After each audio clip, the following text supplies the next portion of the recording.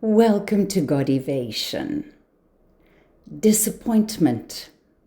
That place where something did not happen or happened very differently to how you hoped. And now you're observing it not from a distance. You are sitting right in it.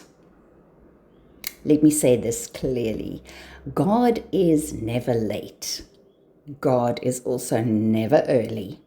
God is always exactly right on time. And I'm speaking from experience. That right on time can be very, very difficult to wait for, because it always feels to me like God is late. I always have to remind myself that that is not the case. What we experience as delay or lack or disappointment is very often provision arriving in a form that we did not expect. It looks different. It sounds different. Scripture says this plainly. Those who hope in the Lord will never be put to shame. In other words, those who trust in God will not be disappointed in the end. But here is the truth. That does not mean we sit back and we do nothing and we pretend everything is fine. Disappointment requires two things at the same time: trust and responsibility, faith and action. First, you have to face it.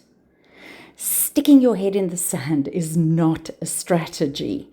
Sit with the disappointment for a moment. Name it.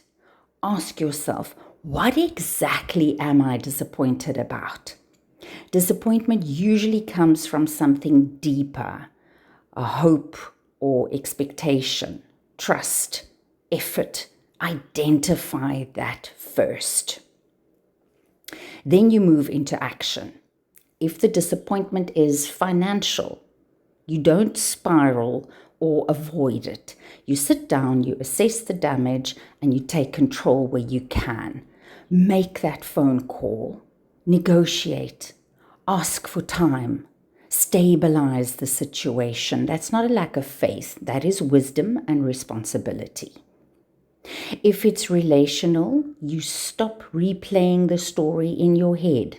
You either have the honest conversation, or you set the boundary, or you accept what is not changing and you decide how you will move on, how you will move forward with dignity. If it's about your career that you were disappointed, you don't internalize it as failure.